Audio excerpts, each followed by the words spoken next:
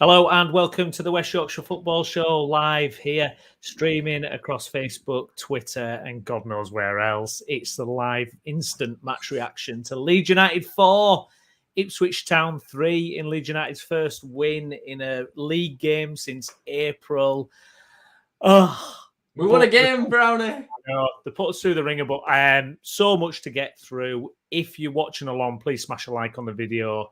Get your comments in. Anything you want to bring up about the game, get the comments in. I don't want to forget anything. There's so many talking points from today's game. But Jayson, just off the bat, how are you feeling, mate? Leeds 4, Ipswich 3. I mean, I'm tired once again. I mean, what a ringer. I mean, it could have been so much easier and more simple today than we made it, and we'll get into it. But how am I feeling? I'm over the moon, mate. I mean, to go down to Portman Road, a place that we don't really travel that well to anyway over the years. You know, they've won 3 from 3. They've, undefeated in the league in 21 games, I think it is, or in competitive games, 21 games undefeated. Kieran McKenna, top manager, some good players, and we went behind and still came back again, unfortunately. But yeah, I mean, unbelievable 3 points, mate. Unbelievable 3 points. Bigger than the 3 points is that we've kind of got some traction now. We're starting to see some of the football and the result that it's having, and it's a huge win. Absolutely huge win. Yeah, it's a massive monkey off his back, isn't it? Because as the games progress and, you're looking at other teams kind of just getting a little gap. And I think with the intent we've shown this week in the transfer market, and just when you look at how fluid the attack is and the talent we've got on the pitch, the sky could be the limit this season. Absolutely. We don't know, it's completely turned around from, I've been on holiday the last week, and the feeling kind of before I went away and having come back and all the news we've had this week, it's just kind of, I'm just so glad we won today. I really am, because it just rounds it off. And I've got to say, you're absolutely right, Ipswich, they only lost 4 games last season. You can see that they're so well drilled. They know what they're doing. They're super competent, caused us a lot of problems today. And we're full of beans, full of confidence. And I think it's a pretty special win to go there. Absolutely. And do that, to be honest, especially with a side that, a lot of those players have not played in those combinations before. So many, obviously a new striker in there, so many new players trying to fit together. Just still piecing it all together, aren't they? They're still piecing it all together. And I mean, you absolutely hit the nail on the head with the feeling kind of changed towards the back end of this week, with obviously Joel Perot coming in, but not just that, like Nonto and Sinistera coming back into the team today were almost like new signings, because we'd as good as kind of made peace with losing them. I think we'd kind of, I think as Leeds fans, just accepted that they were going to go out, and that were it. And then to see them two and Somerville back on the bench today, who's clearly not match ready, I would have guessed. It was just huge. It was absolutely huge. I mean, I said in the pod the other day, the review, obviously while you were away, I said that front four, and I included Somerville instead of Rutter. And we'll get on to Rutter. I want to talk in depth about Rutter. I included Somerville in that over Rutter. I said it was the best front four in the league, and I agree with that. I stand by that. I think that is absolutely spot on. I don't think you'll see a front four like that. They ran them ragged, absolutely ragged first half. Buzzing, mate. Absolutely buzzing. Absolutely. Let's get to some comments. First of all, Peacock, White Seville UFC, thank you for your comment, mate. Hi, guys. Hello, Peacock. Thanks for joining us. Diggler TC, hope Byram is okay. We need him. Hey, guys. Yes. Hello, Diggler. Thank you very much. Appreciate you coming on the stream. Guys, if you can like the video as well, that'd be much appreciated. Glenn Hustler, my only worry seeing the starting lineup was Ayling. Didn't see the game, though. How did he do? Well, we'll get to it. We'll get down to individual performance. A very Ayling game, I think. A very Ayling game is what we can say. Good stuff, bad stuff, but we'll get it covered. We have to start at the start, the lineup. So I was racing up the motorway. I've just been on holiday at Cornwall, and I was trying to get everything sorted, so I'll be back for that 3 o'clock kickoff. Priorities, mate. Yeah, exactly. Yeah, I had BBC Radio Leeds on, and it came through that Sinistera, Nonto, Pirro Rutter were all going to be starting together, and I think my blood pressure increased at that point. My excitement levels increased as soon as you heard that. I thought, I love that. There's no messing about. We buried the hatchet. I thought I listened to what you said about Nonto on the midweek show you did with the guys. I thought it was spot on. I think it's easy to go, and nobody was angrier at Nonto than me. Yeah, but I just think the way Farke's handled it and what he said about it has really just been the perfect message. And I think hopefully it can be rehabilitated. I think you saw today the quality. I think he's followed that up as well today as Daniel Farke by just dealing with it and getting him back on the pitch. Yeah. I think that it'd have been like worse if it had come off the bench. The crowd would have all simmered down and then there'd have been a raucous of boos. Just put him back out there, away from home. I think he's smart as well. We need to get on with it. He's here now, and that's it. For me, like if I was at the ground next Saturday, I wouldn't boo him. Personally, no, I wouldn't. I don't. What does it achieve at this point? I don't agree with booing players that are in a Leeds shirt. It's something that I just don't agree with. I don't like what he did. I don't agree with what he did. And if we've got an offer of 30 million quid, I'd have probably taken it. But that's now in the past. The club have made a fantastic decision to stand and show that they're about what they're about as a club and an ownership. They're not going to be bullied. They're not going to be messed around. They've said that they want 32 million plus 3 million in add-ons. That's it. If you put that down, you can have him. If not, go about your business somewhere else because we're not interested. And I love it. I think I wasn't surprised at all to see Perot in the starting lineup today. I thought he'd start because it just feels like something that Daniel Farke would do. We haven't got an out-and-out number 9. We've now bought one. He's the best number 9 in the league that was left in the league. And why would you leave him on the bench for 70 minutes? He's played 4 games this season already. He's fully ready. And I said to you in a message beforehand, if ever a position can just adapt into any style, it's a number 9. Because your job is that to be in and around the box and put the ball in the back of the net. I thought it was great. I thought it was fantastic. Considering that he'd been in the building a day, I thought it was absolutely fantastic. He had everything. I don't want to make this about Bamford at all, but his hold-up play, his link-up play, the way he controls a football, the layoffs, the way he gets his goal, all fantastic. And we will break it down. The way that he carries his body when he's moving towards the ball. It sounds simple, but he just looks in control. He looks composed. The keeper made a fantastic save. I thought it went for a second. Bamford would never have taken that opportunity like that. Never. Maybe behind closed doors, maybe, but sorry, go on, carry on.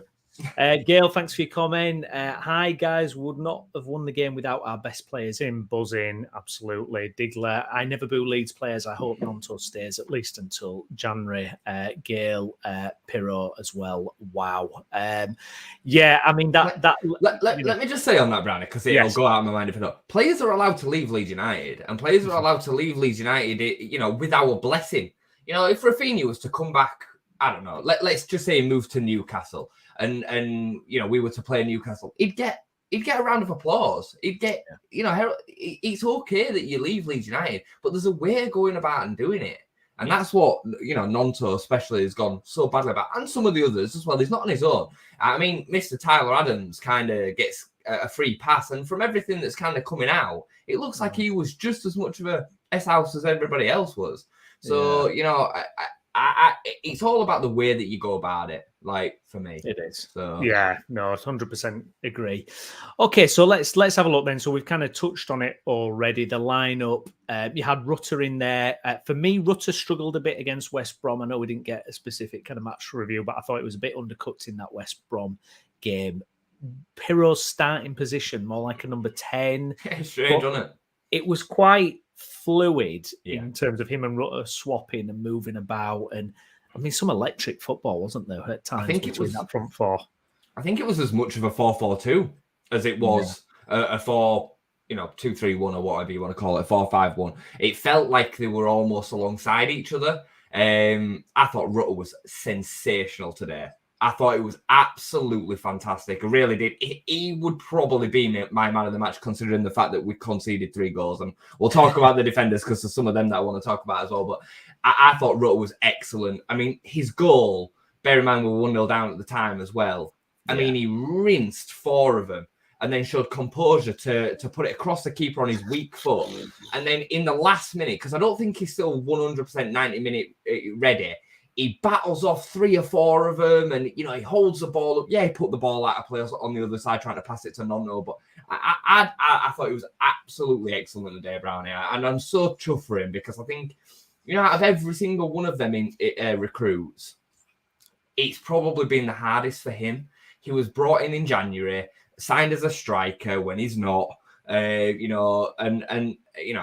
young lad, foreign land, and he's not made any noises about wanting to leave. He's got his head down. He's got on with it, and I'm chuffed to bits for him. Honestly, I thought it was brilliant today. Absolutely brilliant. Yeah, me too. And I think that goal is just, it's out of this world. The level of that. I'll be watching that all week. I'll be watching that. First thing I'll do in the morning, I'll open my eyes and I'll be watching that goal because it's just a special goal. And, cool. It's fantastic. To have that as your first, competitive goal for Leeds United, I think is remarkable. And I agree 100%. I'm so happy for him because there haven't been any noises from him. There's not been any, can't wait to get out the building. Some of his hold-up play, some of the runs. There was a run in the second half where he dribbles past half their team to get us up the pitch 30, 40 yards. And the technique, the guy's potential, his ceiling, it's huge, isn't it? Yeah, absolutely. And I think the more and more he kind of fits into and integrates in this Daniel Farke system, which is fluid, so he's allowed to drift out wide, he's allowed to then drift in central, he'll become more and more, potent, and he'll just become a better and better player for us. I think in and around a proper, number 9 like Perot as well, I just think he'll grow strength to strength. I'm so impressed with him today. I like it. Yeah, the goal, the drag that he did with his left foot to take himself into that space. Quality. Just such incredible, quality. Wasn't it? Yeah, absolutely incredible. Just looking through some of the comments here. Let's have a look. Diggler, Farke is the best. He has been sensational this week, Daniel Farke. Just before we get to Ryan's comment, I honestly, I was so impressed with how he handled that press conference and what he had to say about Nonto and Leeds United. I think that alone, if you're listening to that as a player thinking about joining us or whatever, you will go, that's something to get behind because the message is just so clear and strong, which we've not had. The previous ownership, it was very flimsy, and we got rejected by a lot of players at the end when you thought things were getting put through, and these contracts that we built in, and I thought he's been absolutely. He's got the right amount of. Walked in, I think. Yeah, no, you're spot on. He's got the right amount of beat the chest passion, but it also with substance. It's not just rah for rah sake, but it's also not as far back the other way as maybe Bielsa sometimes was, where he just wouldn't say anything. You know what I mean? So spot on, mate. He's defended us, hasn't he? He's defended the club, and he's only been here a few weeks. And I think he recognises what an opportunity is for him as well. If he can get it right at Leeds United, there's big things can happen. All right, let's have a look at some of the other performances then. Let's start with the new man, Joel Perot. Got his goal. I'd not seen much of him, to be honest. I didn't watch much of him at Swansea ever, really, but I didn't really know from reading everything about him this week. It seemed like we were getting some kind of like poacher or, good finisher. Some articles referenced all this build-up play that he would have and how he dropped deep. And Swansea have kind of changed this year. They're going more direct, which he doesn't suit. But for me, he slotted in with that level of Nonto, Sinisterra, Rutti. He felt up to that level. Just in terms of how his general play. I thought he just fit in like a glove, really, hand in glove. He's far more agile and technical than some people give him credit for. He's not just a big, burly target man, but what he is just a deadly finisher. Like, if you watch his 50-odd goals or whatever it was for Swansea, they come from all over the place, left foot, right foot. He's supernaturally gifted with both feet, which is so, it's so important for a striker because you don't have to worry about getting it onto your best foot. You see it with Bamford all the time. He always wants to take it with the left foot. Even if it's coming cross and it's a side foot with his right foot, he wants to take it with the outside of his left foot. Yeah. He doesn't do that. Today he scored with his right foot. He's left-footed. You wouldn't know it. You literally wouldn't know it. He went with it naturally with his right foot because it was the right foot to go with, even though he probably could have stabbed it with his left foot. He's just a quality operator. So watch some of the goals that he scores from all over the place, different angles. He reminds me, he's more agile and moves better, but he reminds me of Chris Wood. When Chris Wood were at Leeds, Chris Wood had a very similar kind of ability to be able to wrap his foot around the ball, strike the ball with power and accuracy at the same time, link up play really well. It's probably not as good in the air as Chris Wood, but he's also better with the ball at his feet than Chris Wood was. But I'm just trying to make a comparison of somebody we might know. So yeah, I over the moon with him, mate. His movement, the chance that Rutter put through for him, that the keeper saved. Yeah. He then had another instinctive strike, which keeper made another good save on later on in the second half. His finish was just Fox in the box in the right place at the right time. That's all you need, isn't it, sometimes? So, already off the mark. He's alive to it. He's alert. He gets in the position and gets it done. A couple of comments I want to get to here. Chat House, thanks for your comment, mate. Please smash a like. Fan. We've got an Ipswich fan. I spotted that. Please smash a like on the video. Really appreciate you watching along. Really happy with the result and performance of Rutter, Nonto, Pirot and Sinistera, but I think he's going to say something about the defence. I predict there as well. So Chat House, please finish that for us.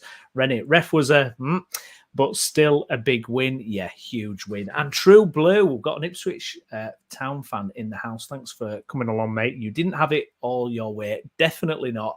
Absolutely not. And to be fair to you, I thought Ipswich, for me, competed very well. And I can see why you've done so well and what you're about, to be honest. I really can. So fair play to you. We definitely didn't. But what I will say in response to that, because, they had periods of the game, away from us self-destructing, we were pretty comfortable as well. I mean, I think they were very fortunate to be only one goal in the game at half-time. We could have been done at half-time.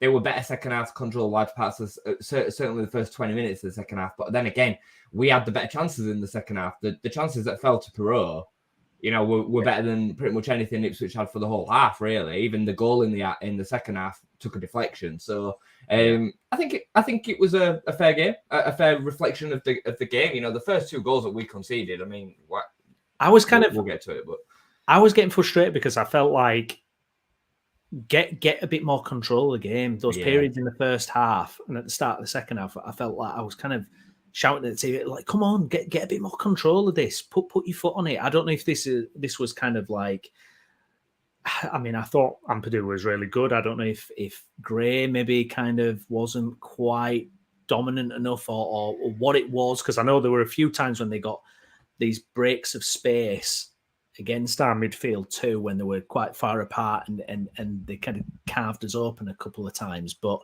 I just wanted us to get a bit more control on it a little bit. We were going long as well from like goal kicks. I noted down that Gray gave the ball cleared it long 3 times within the space of about 6 or 7 minutes. 17-year-old, and he's going to do things like that. He isn't going to have the confidence or the experience to, find a pass in that moment where we're under quite a bit of pressure. And it did result in it coming back to us quite a bit. You notice when Pirot, Rutter, Nonto and Sinistera got the ball on the counter, they were trying to be a lot calmer about it.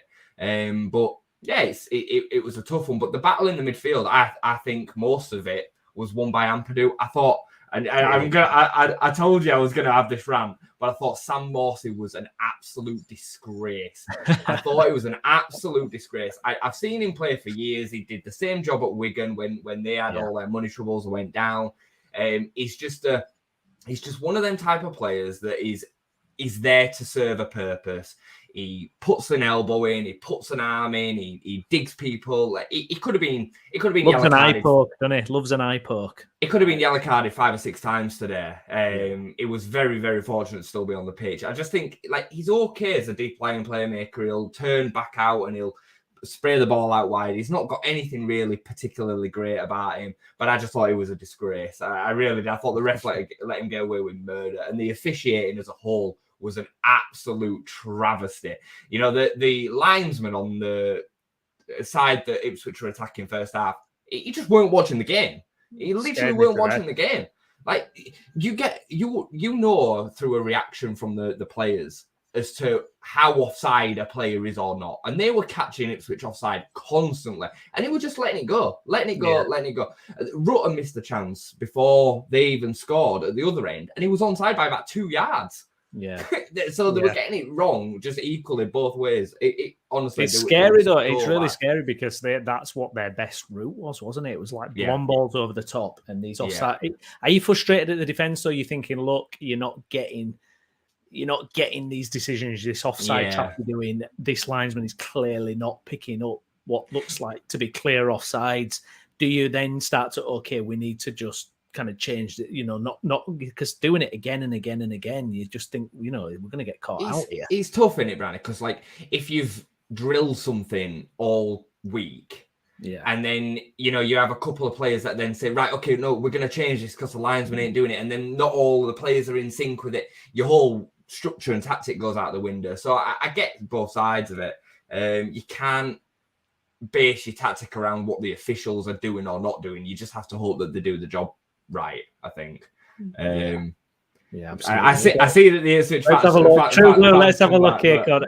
Blame the ref for extra time, but your players love spending time on the ground. Far too easy to stay on your feet. Listen, I will grant a couple of times Ayling. Yeah, Ayling was right down the end and he jumped on the floor. I was like, mate, just cross it in. I'm going to say back to that is that when you're in the ground, you can't see some of them challenges, right? And Morsey was sticking him in, mate. He was absolutely sticking him in. And he was very, very lucky to still be on the pitch, I'm telling you. I mean, poor Archie, man. He was kicking Archie up in air at times. But yeah, anyway. Growing pains for Archie there. He's a League One player, mate. I'm telling you. Ayling had some magnificent flops today.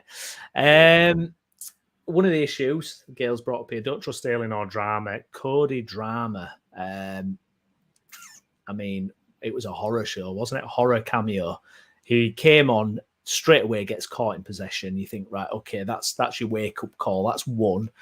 Wake up. And to be fair, after that, he wasn't too bad. He played some nice passes and everything, but then the mistake for their second goal, you just can't believe it. And then Farker's been ruthless. Farker's gone, right, you're off. I presume it's just, I'd love to. I'm going to check what his match comments are about that, actually, see what he says. But I mean, does it almost feel like, where do you go with Cody Drama? I think that's it, mate. I think that's it. He had his opportunity today. I think it's clear that Farker don't like him anyway, because I think he would have played by now if he had. And he comes on at left back, but it's still a full back position. You do and don't certain things. That back pass was on his strong foot. It was pure concentration and awareness. Slack, lazy. That's what it was. And fantastic management by Daniel Farke. That took massive nuts to sub him out after only being on the pitch 20 minutes or whatever. And it was the right call. It was the right call because, he weren't at it. I mean, I don't think there's an injury. I don't think it's that. I think it's quality and desire. And that's clearly why we were in for Max Aarons and clearly why we want fullbacks. Why, when this player played so well at his loan spells in two other clubs, is it just not happening at Leeds? It's so frustrating because all right, he's playing left back, so he's not helped. But then you look at Shackleton and I thought, oh no, the first 5 or 10 minutes Shackleton was on, he was just turning back. But actually, I thought he did really well, Shackleton. Excellent. I thought the way he drove forward at times, his pace, it showed a bit of trickery, showed a little bit on the ball, bit of composure, but it's that fight and desire. It's like what Byram has brought in at left back. And I really thought we struggled when he came off, because he's such a good outlet, is Byram. I'm absolutely gutted for him getting injured, but we knew this would happen. They've got to do business at left back, Jason. They've got to do it in this last week. He's just so composed in it, Byram. Like he looks assured. You can rely on him when he's been asked to defend. He made an absolute wonder tackle before he got injured. got back around the other side of Burns, pretty much stopped a certain goal. I thought we were excellent, and unfortunately, but like I said, I texted you at the time and I said we expected it, and we did expect it. The likelihood is that Byron will struggle to complete 20-25 games this season, and for me now, he.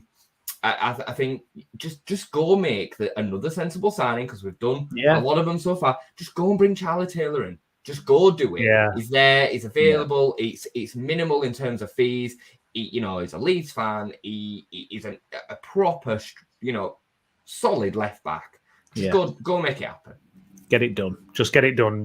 I'm hoping they will. And we are going to have a deadline day special on the channel as well, which is going to be fun and games. We're going to have all the guys on and see what craziness gets up to. But some of the performances then. Sinisterra, I mean, the guy. Just let me finish. So let's just finish on Drama, because I'd be interested to know your feeling on it.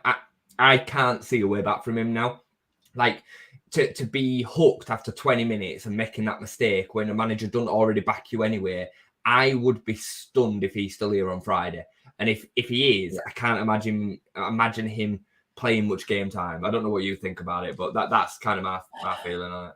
Yeah, I mean, when he got hooked, my immediate thought was that I don't see a way back from that. But I think it's not his natural position. We've got Ayling at right back. We know Sam Byram's injury prone. Because then do you have to do something else at right back as well as left back in that case? And I know we're linked with Jed Spence and whatnot. Thank you. That'd be. Enjoy your night.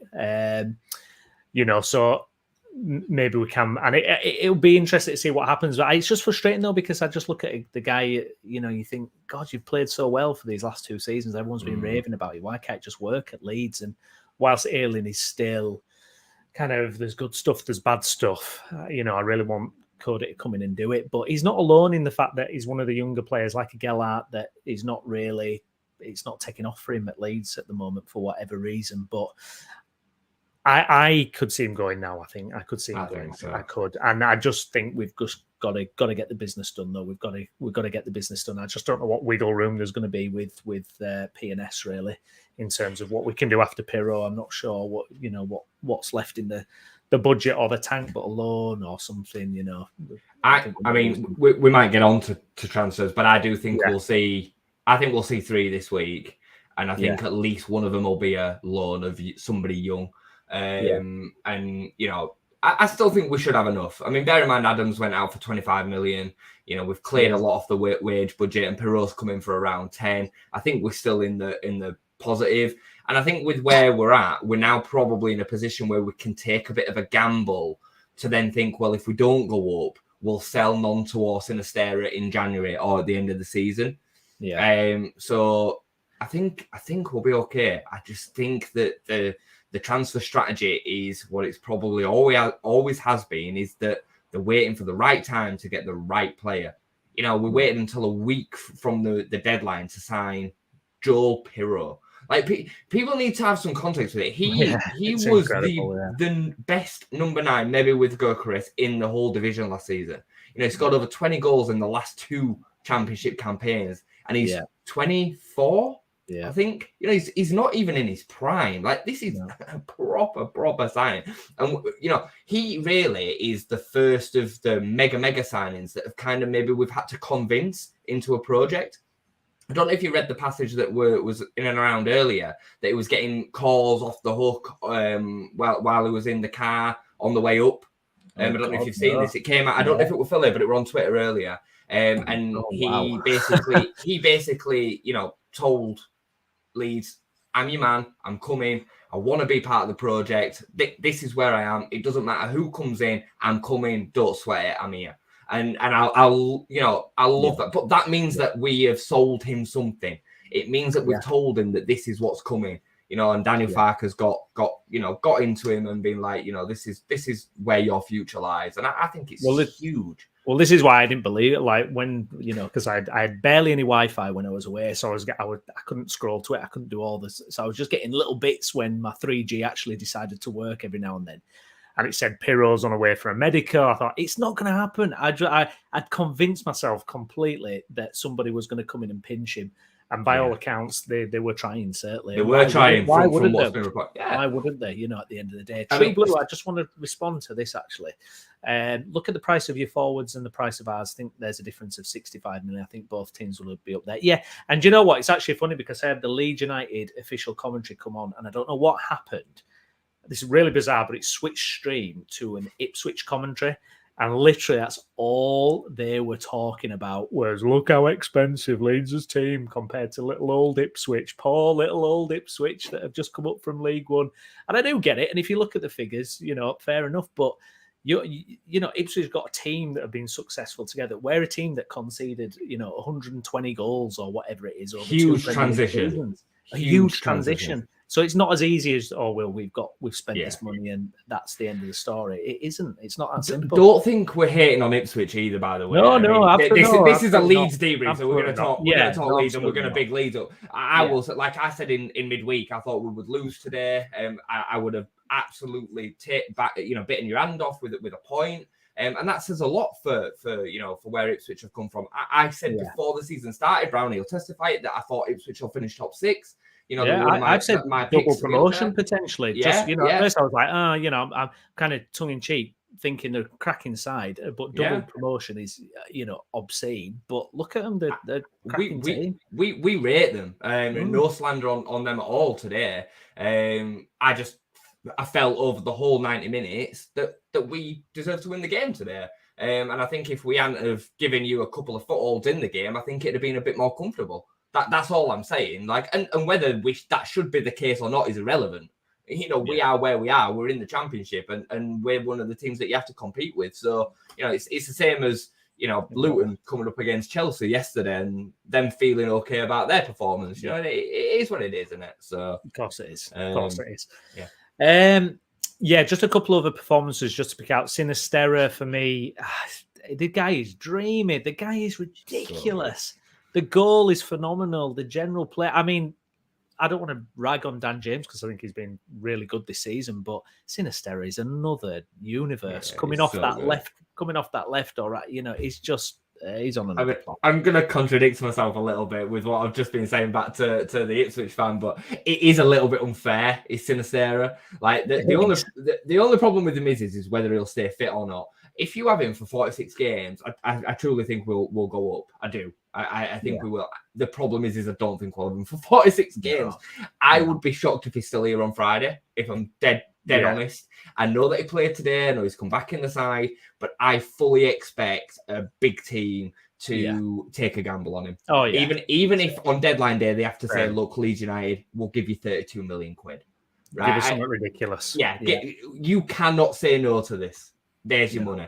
Because he's that good. It's just his injuries. It's a Champions League player, guys. He is. He absolutely is. He's phenomenal. I mean, but we're after that Genk winger, aren't we? So you wonder, is there something kind of rumbling on there? Are we going to lose one of them wingers, or something if they're going for another winger? You wonder if they're kind of preparing for that. But yeah, I mean, Cine is just... It's just phenomenal. And like you say, if you keep him fit, I mean, he's just a Champions League player, absolutely. I mean, if we sign Panzer, where are you fitting them all? I don't know. And I mean, sure, it's good to have a little bit of depth and but in all of the positions, you can't just have all the depth in wingers. Like, Dan James is going to be here. It looks like Nonto probably is going to be here. I still think that might have another twist in the story, but it looks like he's going to be here. Somerville looks like he's going to be here. So where does it stop? You can't fit them all in. And then you've got Jorginho as well, unless he is seeing Jorginho as an out-and-out direct potential for either the 9 or 10 role, and him and Pirro are going to exchange. That would then limit a number, maybe. But yeah, it's exciting. It's exciting. It is. No, it is. It's a breath of fresh air after what's been a really hard summer, to be honest, and to see us winning. I mean, it's like that first game against Cardiff. It when it clicked up front, you're watching just something that just sizzles, and look at it compared to the Birmingham game. Yeah. I mean, the Birmingham game was torture. We had nothing. We had none of that creativity, none of that spark at all. Yeah. And look at the difference. And that's why, for me, Sinisterra, Nonto back in the team, bury the hatchet. Let's crack on now, and let's just keep flying. Let's just keep going for it. The second Sinisterra got in, I knew he'd scored. Like I didn't even need to watch it. I knew he'd scored. Oh, you know what I mean? Like he's just great. so good. It was so good. It was so good. It is. It's so good. It's so much fun to watch. I mean, the first the Pirro goal, sorry, came from Sinistera cutting in. There's nothing they can do about it. There's literally nothing they can do about it. They can't get close to him. He absolutely had Brandon Williams on toast, bless him, for his goal. Like he'd just come on and he absolutely cooked him round outside, got inside, like nothing that Williams could do other than bring him down. Just a great finish. It's just so much fun to watch. It's so much fun to watch. He always seems to make the right call when he's got the ball at his feet as well. Yeah, no, absolutely. And we've still got Somerville. You know, you've still got Somerville coming back there, who is another type of that, isn't he? He's another tricky winger and clever and talented and a good dribbler. So hopefully some strength in depth there. Let's have a look at defence then, Jayson. Obviously, it's a different story there. Although, I mean, I've got to say, are we seeing the rehabilitation of Struijk and Meslier? I mean, I thought Struijk was fantastic today. Yeah, I did. I really did. And I thought, Rodon's going to get a little bit of heat because I think some people will blame him for the Dramé goal or give him a little bit of heat about that. Should he just go through the ball and send it into Rosehead? Yeah. But at the end of the day, that's a mistake that Dramé's made. It's not Rodon's responsibility to then make up for that. No. Nor is it Mellier's. So I don't blame him for that. I thought Rodon was excellent. He threw himself in front of all sorts. Yeah. Quality centre-back. Always good in the air. I thought the two of them were brilliant. They brought the ball out of the back really well. I thought Struijk's distribution were good today as well, which is what he's missed. He gives the ball away too often usually. I thought it was brilliant. And Meslier, Meslier pulled out some good saves today. Conceded 3 goals. But I don't think there were much he could have done about any of them. No. I thought Rodon and Struijk were fantastic. The problems didn't come from them. You wouldn't have known that they'd conceded 3 goals today based on their performances. It's the fullbacks and the areas of the fullbacks that had problems. Byram did let one get in behind him as well before he went off injured. So they clearly targeted that area. But it's the same old things, isn't it? Ayling, just rushing into stuff all the time. Yeah, getting caught, and there was one early on where he got absolutely done, and you're just thinking, oh God, this is a major problem now. This is a major problem. Just one thing I want to say about Rodon as well, and you could see it when Cresswell came on, and I actually put Cresswell with Gellart a little bit. I know it's very early to say that, but Cresswell got done straight away. He'd literally just been on the pitch and was second, and they had I think it was their goal actually that they scored in injury time. You're thinking, come on, Cressy, just come on. I think he's one that's, I know he's got the number 5 and his new contract and things, but I think he's going to have to be patient because I think Rodon and Struijk now, I think that is the pairing, I think. There's a big difference, mate, between, like Yelder at Rotherham. There's a big difference doing it for a season at Millwall and Rotherham and then coming in and doing it in a team like Leeds United who are wanting to finish in the top 2. There's a big gulf in expectation, quality, the way that teams play against you. Cressy is going to have to be patient. I mean, for me right now, he's nowhere near Rodon. Nowhere near. Struijk's building himself back into hopefully being the player that we saw a few years ago.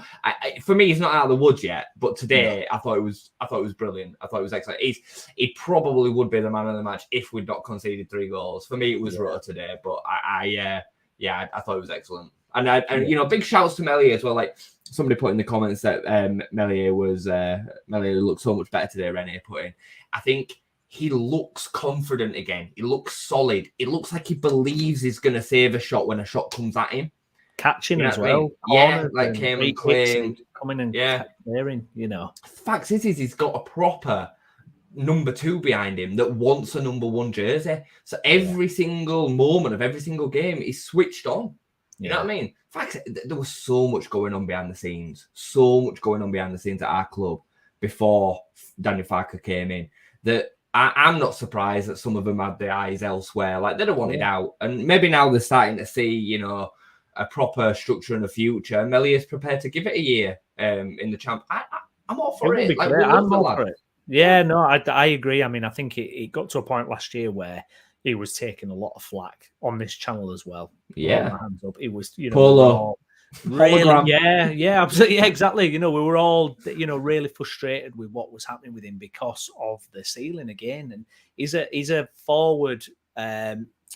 What's the word I'm thinking of? He's kind of a present day player in terms of how he plays as a goalkeeper. Sweeper keeper. He's like an outfield player. Did well at that today as well. He did well at that as well, and this is what he was supposed to be about. He's a modern day keeper. That's the word I was thinking of. Modern day. In that he can pass the ball and he's comfortable on the ball. We saw Darlow in the cup. And it was only his debut, granted, but he's not up to Melier's level. Ball playing. He's just not. Yeah, and absolutely. For a Farke team that wants to keep possession, that's what you need. Just a couple of comments to get through. True Blue, I'm pleased if we were to lose. Glad it was to you. Remember, we have been unbeaten since October last year. Absolutely, True Blue, and much appreciated. I think you guys will be absolutely fine. I really do, and I think you can challenge for the top 6 definitely. Skip, good to see you along, mate. A good and much needed 3 points. Hopefully, a partnership building between Pirro and Rutter, but we need left back, right back signings. Ayling getting caught out of place and constantly diving in, which is what you said as well, Jace. There were a moment at the beginning of the second half, about 5 or 10 minutes in, and he just came rushing into it and just missed it by a mile. And then you just got this massive open space in behind him. And that, like, players are, his teammates are then feeling insecure about everything that he does. He looks so uncomfortable in possession as well. He always runs on his toes. Like, I've always said this about him, but it just seems like it's got worse. It's like, come on, mate. Dab, thanks for coming, mate. Shax is the new Stewie Dallas. Well, I mean, he's played in multiple different positions already. There's nothing wrong with having players in the squad like that, though. Like, football, to be part of an 11 is, you have to be the best of the best, yeah? Like, sometimes there is players that would make a squad player no matter where they go. Think about, like, super subs. I always think, like, do you remember Mikel Forsell, who played for Chelsea? He used to come off the bench all the time and score, and Torre Andre Flo used to do the same thing for Chelsea as well. There's some players that just fit a certain role within a squad, and Shackleton's a great example of that. Like, he can play in a multitude of positions. He never really makes too many mistakes. He's got bags of energy. He works his socks off. And, when he came on, I weren't like, oh, no, like, Shackleton's coming on the left back. I thought, okay, that makes sense. Yeah, Driver's had an absolute stinker. He will give us a 6 or a 7 out of 10. And you need some of them. You absolutely need some of them. Yeah, and I think he's actually showed a few signs. I thought he was really good against West Brom, actually. He was. I think he's shown a few signs of being a little bit more than just what he has been, which is kind of bog standard, really, ever since he kind of broke through. And hopefully with age and getting more minutes that we can do it. Now, if we end up getting a Lewis O'Brien or an extra fullback, all of a sudden it could be, 85th minute substitute appearances for Shackleton again. But so be it, because you're going to get injuries, you're going to get problems coming up in the squad, and you need those players like you've said there. All good stuff, Rennie. It'd be interesting to know, like, if we do sign a left back, like, especially if it's a Charlie Taylor who's experienced, whether Shaq could get a look in at right back. Like, I'm not saying he's the answer. I would still rather have Jed Spence or some of the other names that we've mentioned, but he's a natural right back. That's his actual position. Be interesting to know whether Farke would like him there because what he'd put in. Just throwing it out there. I bet Farke really likes him. Yeah, I think he does. His endeavour and the way he is and his work ethic, plus his Leeds, and he is Leeds through and through as well. Great day for us. Leeds win. Everton and Bournemouth both lose. I didn't actually say. Oh, I saw that Bournemouth had lost. I didn't keep. Everton conceded it 88th minute. Oh, lovely. Just delicious. Absolutely. I could eat that all night. Inject it. Absolutely love it. Skip up. Farke gives Drama the full 90 at Salford. Right back and see how he does. If no good, then try get him out or get him out or own him or sell him. Loan him, I think you mean that. I mean, why not? Give him a run out in the cup and see what you get from him. Definitely. I think if he doesn't play midweek, he's going to be going before the deadline. Yeah. 100%. Yeah, agreed. But I don't think we'll even see him in the squad midweek. No. After what happened today, I don't think you'll even see him. No, definitely. Diggler, Shaq's put in a shift when called upon. It's good to have him in the squad. Dave, with Melier, my confidence will be shot after conceding 180 goals in 2 seasons. Great point. Also, Dave here, the bench was still too weak today. Let's have a look. So the bench, you were talking about Creswell, Shackleton, JB, Gelhardt, Drama, Somerville, Greenwood, Darlow, and Helder. It's stronger than it's been much stronger than what it has been all season. I don't think it's too shabby. I think as a championship bench goes, I think you'll struggle to see too much better than that.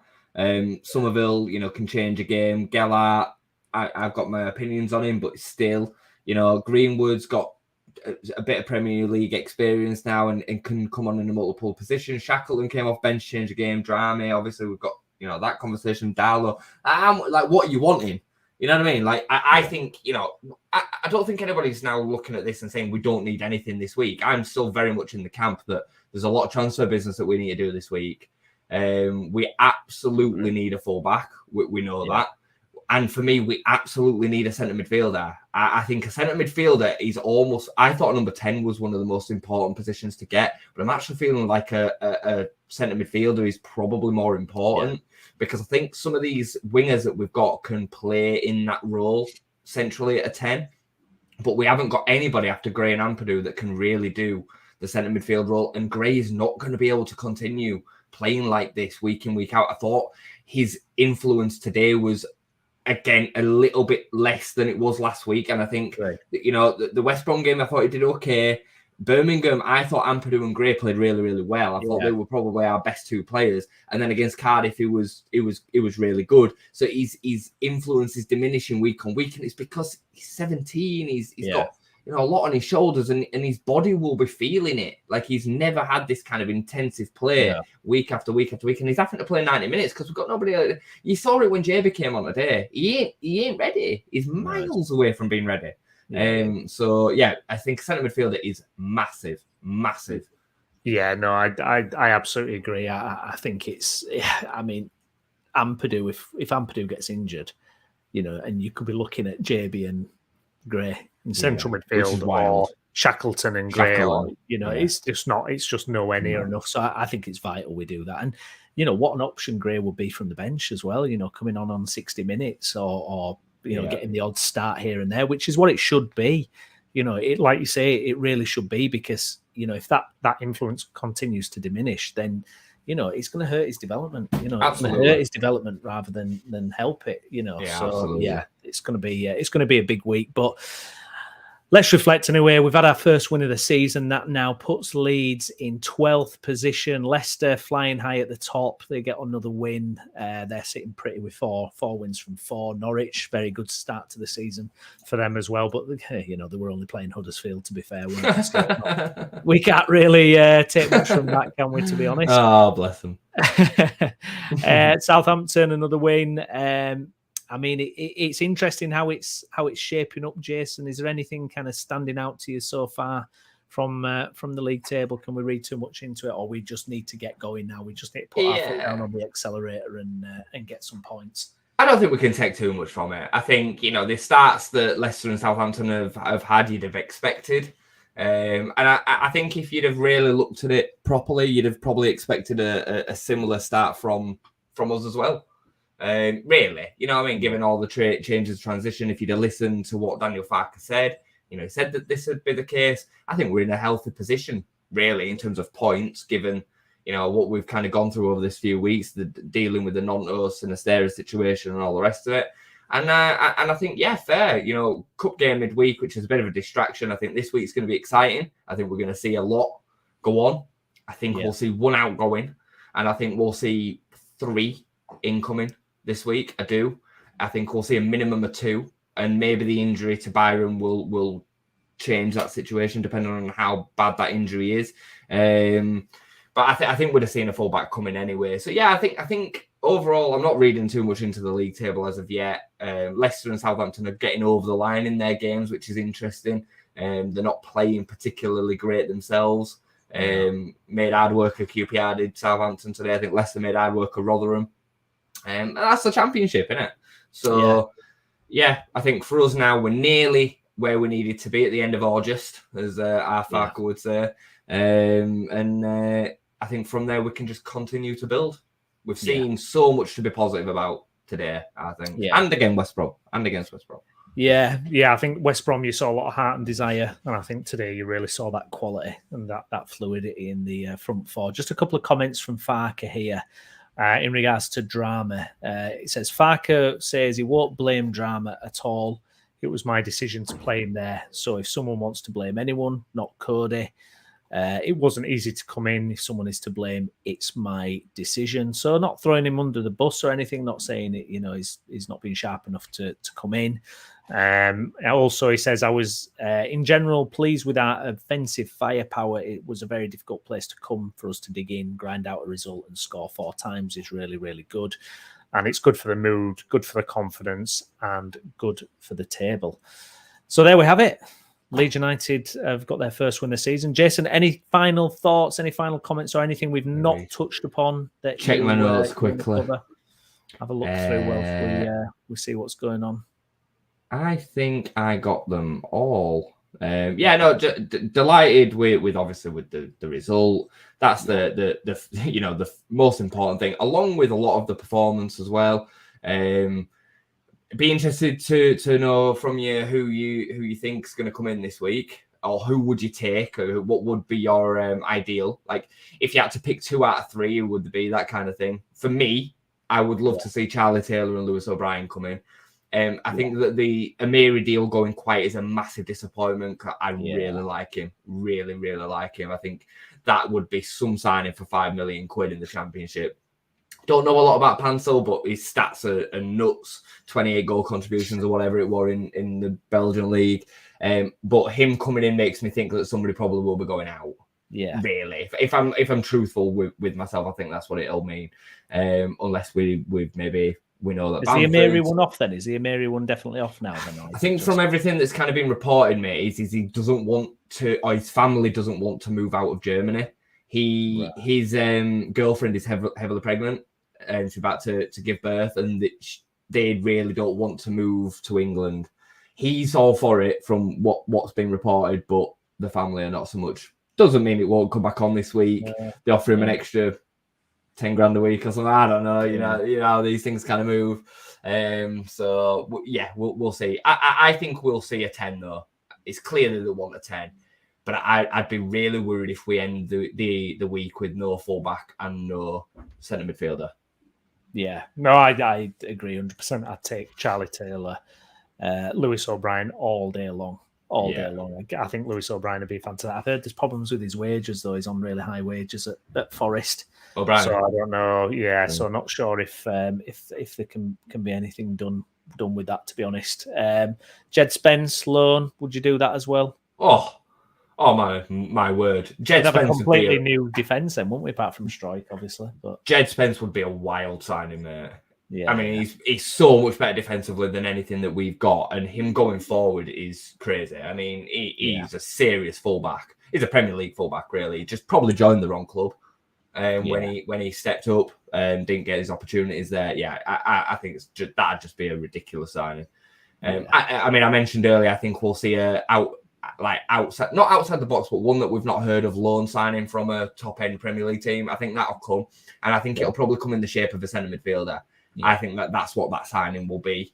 I'd like to think it'll be Lewis O'Brien, but I've always felt like it's not going to happen. That'd be my choice if I could just say this is a player that I want that I think could be realistic. But yeah, we'll see. I wouldn't be surprised if there's I wouldn't be surprised if there's an unexpected departure. So not Cine or Nonto, but somebody else. Bamford.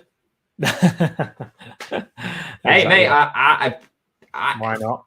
Maybe he were meant to be back just after international break. MLS. I could see it. See it now that Perot's in through the door and we've got options up there.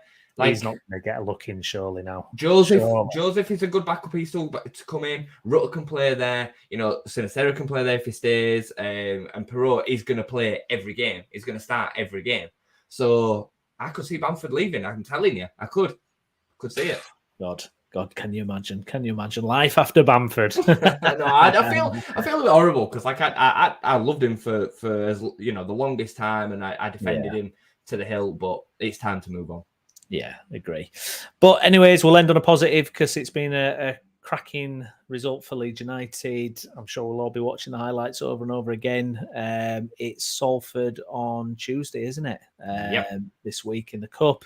And then we'll be back in action next week. We're going to have probably a few midweek shows on the channel as well, where we'll be looking at all the other teams across the region as well. Plus, we're going to have a transfer deadline day special as well. So we don't know what, if anything, will be going on with our teams across the region, but it'll still be a laugh anyway, getting on and discussing and going through it all as well. We can all laugh at Huddersfield Town as well for a few hours. That'll be nice.